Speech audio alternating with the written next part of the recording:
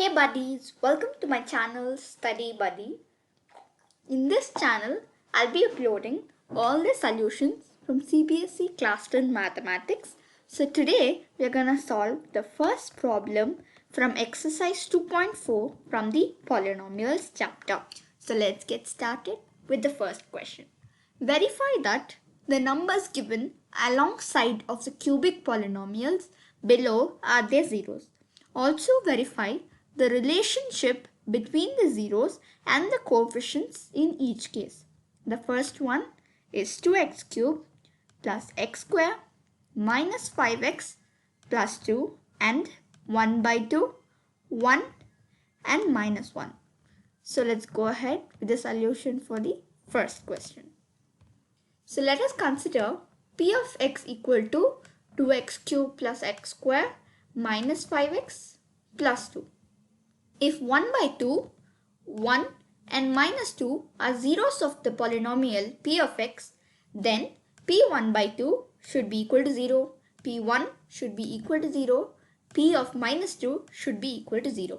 So let us verify this with the below step. So p half is equal to half into half whole power cube plus 1 by 2 whole square minus 5 into 1 by 2 plus 2. So 2 by 8 plus 1 by 4 minus 5 by 2 plus 2 is equal to 2 plus 2 minus 20 plus 16 by 8, which is equal to 0 by 8, which implies the answer is 0.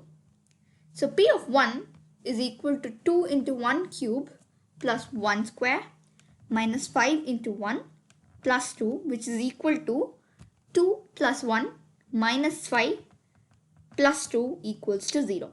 So p of minus 2 is equal to 2 into minus 2 whole cube plus minus 2 whole square minus 5 into minus 2 plus 2.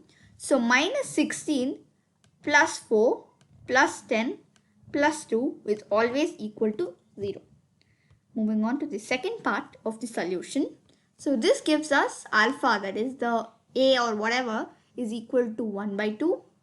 Beta is equal to 1, gamma is equal to minus 2 are the zeros of p of x. You can also say them, they are the roots of the above polynomial. So the relationship between alpha, beta and gamma is alpha plus beta plus gamma equals half plus 1 minus 2, that is equal to 1 by 2 minus 1, which is equal to negative half. That implies the answer becomes minus the coefficient of x square by the coefficient of x cube. So alpha beta plus beta gamma plus gamma alpha is equal to half into 1 into 1 plus 1 into minus 2 plus of minus 2 into 1 by 2. So this gives us 1 by 2 plus of minus 2 minus 1 equals to minus 5 by 2. That implies minus of 5 by 2. So this is because of the coefficient of x by the coefficient of x cubed gives us the answer.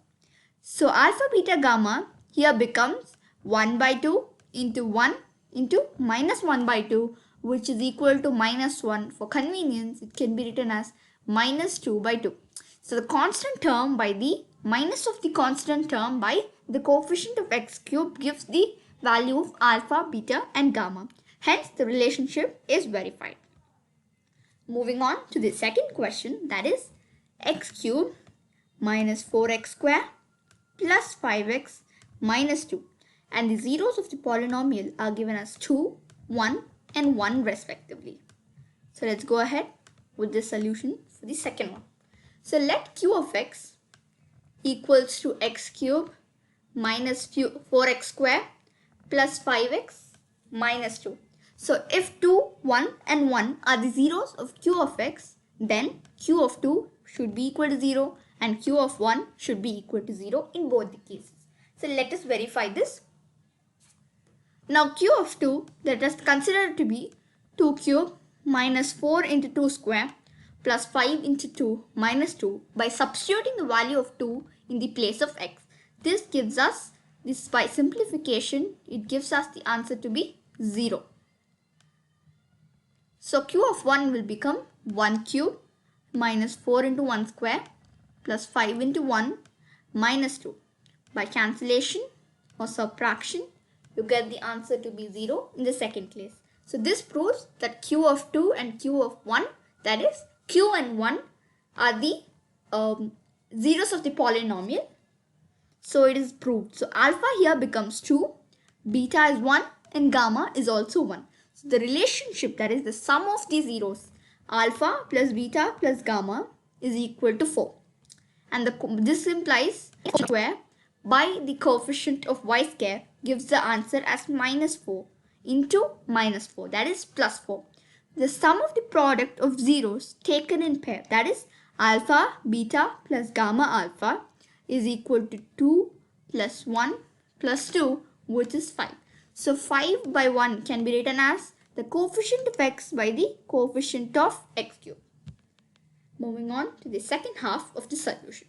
Product of zeros, that is alpha, beta, gamma, is equal to 2, that is 2 by 1, which implies plus of minus into minus 2 by 1, that is the constant term by the coefficient of x square. Hence, we have proved the relationship in the second case as well. So, we finished solving the first problem of this exercise. In my next video, you'll find the remaining solutions. So, do refer my channel for further videos. Thank you.